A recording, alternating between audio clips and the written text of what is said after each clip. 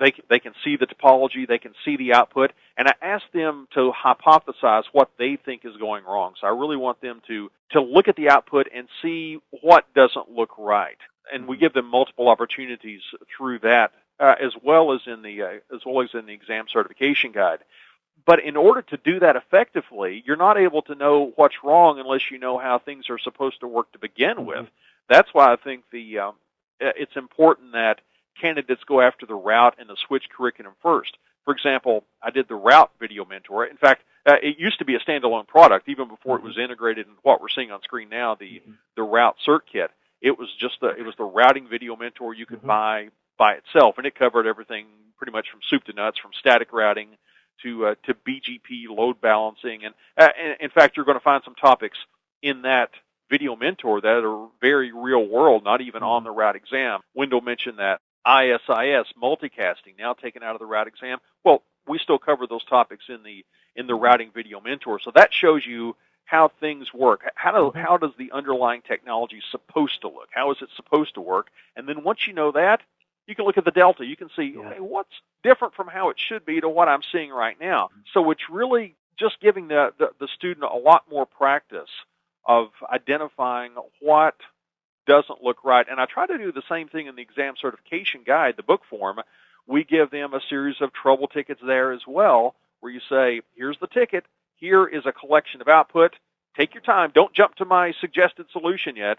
Take your time on a separate sheet of paper. What do you think's going on? How would you go about resolving this problem? Because the ability to spot a problem quickly, that is the main key to success in the T-Shoot exam. And looking at the middle product that you see on the slide, the switch product, Dave's product, two things I want to say about that. One is, as Dave and I were chatting before we started this teleconference screencast, that I've been watching it and learning as a student, and I think this applies to all three of you guys. It's amazing just how you calmly dispense knowledge. You guys, in my opinion, are just like a never-ending fount of knowledge. And you just kind of casually and gently go into that. So it's been enjoyable as heck watching this switch one. I haven't gotten to T-Shoot or route yet. But Dave, what else would you like to say about the video mentor?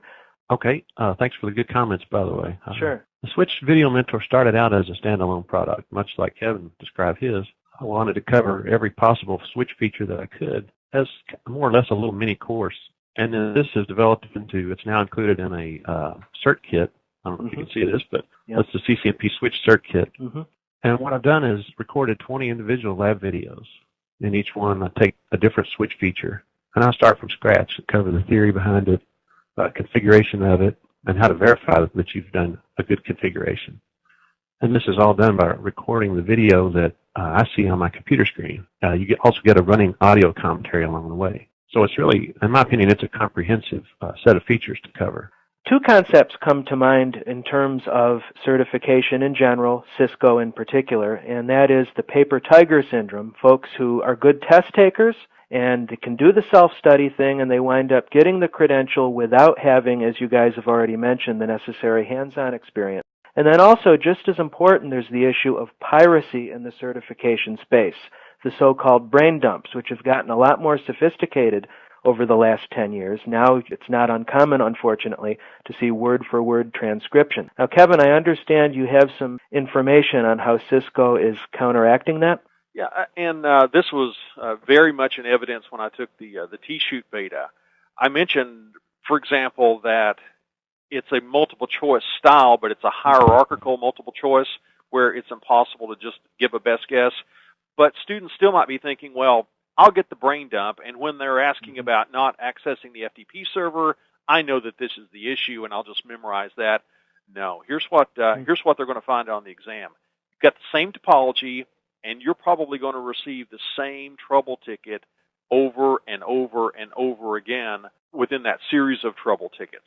So it's the same question. In fact, I took the beta a few days ago, and when I'm sitting there taking it, I was reminded of a story that I heard about Albert Einstein. He was teaching an advanced physics course at Princeton, and after he'd issued given a final exam to his class, his teaching assistant carrying the exams back to the office asked Dr. Einstein, he said, "These are the same questions that you asked on the exam last year." And Dr. Einstein said, "The answers have changed."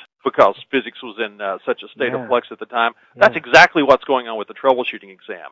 You've got the same questions, but the answers have changed. So there's no way to say, oh, I remember this from the brain dump. We're not able to get to the FTP server. Yeah, the DNS is down. So that's what I'm going to answer. No, you really, really have to know how to go in, interact with the equipment, and extract exactly what's going on. Mm-hmm. And that leads to a question I'd like to pose to Wendell. Let me bring it up here. I actually have this product installed on my machine, and this, of course, is the CCNA Network Simulator. And also, Wendell, you did the still very relevant, very popular CCNA Video Mentor. How would you link up that product and our CCNA simulator with the self-study candidate who wants both sides, the theoretical and the practical knowledge? Well, it's pretty much no-brainer if the goal is CCNA. You need lots of hands-on for any of these exams. The simulator is meant to be a cost-effective way to get that hands-on for a CCNA candidate. It's very much a sweet spot in the marketplace. Even buying used gear on eBay, you'll spend more money building a small CCNA-capable lab than you would on the simulator, and you get 250 lab exercises. I think beforehand when we had shared a little bit, you were asking how it might apply to CCNP. Right. I would say, let's say you got CCNA and it's a year ago, and you see the new CCNPs out, and you say, wow, I'm finally going to take the time and get into it. You know, human nature, you're going to have forgotten something. So what do? You go get your 2-year, 3-year-old books out and notes and read through that again, or what? How do you get there? And I think it's fair to say that a better plan in the case of CCNP would probably be to do a bunch of labs and fill in holes where you realize you're a little weaker. So you use the book to fill in the holes, but you just go jam through a bunch of labs, you'll get some hands-on skills. That'll help you particularly for T-Shoot. And I had actually looked over Dave's Switch Official Cert Guide recently as well, and each of those, they don't just start where CCNA left off. There is some review of similar coverage of topics, and I know that's true in the route book that I wrote as well. So I think you can bridge from being an older CCNA to starting your CCNP with just some more reps on hands-on and filling in the holes. So it could be useful in that regard. The Video Mentor for CCNA, I'd love for everybody to own a copy, but I don't know that it really helps you a lot for CCNP prep. Dave, anything you wanted to add in that regard? I was just going to say regarding the paper tiger and being able to memorize and pass tests. I've seen that play out in real life. And you might be able to study and memorize and pass a test, but you're going to get taught when you have to go in a real job and do a real function. That your lack of knowledge and preparation is going to show then. I've seen people pass a CCIE in a questionable manner and they couldn't configure an access list, for example. So it shows up, and those people are probably going to have to job hop to keep a career going. Yeah, the truth will out, as Shakespeare said, right? And I often say, I suggest to my students, for instance, the certification may get you in the door to an interview, but ultimately, whether it's a technical interview in the best case, or like you said, Dave, a company that makes the error of hiring someone who's really not qualified, eventually either you know how to do the stuff or you don't. Okay, I've tapped out all of my questions. Viewers, if you have any questions, comments, concerns, curiosities, and any questions that perhaps you'd like me to pass on to Kevin, Dave, or Wendell, please feel free to contact me directly. My email address is timothy.warner@pearson.com. And as far as purchasing any of these products that we've discussed over the last 35, 40 minutes or so, a couple online options. PearsonITCertification.com is the home of Pearson IT Certification. And of course, there's CiscoPress.com. So with that, Kevin, Dave, Wendell, thank you so much for sharing your knowledge and taking the time to participate in this roundtable.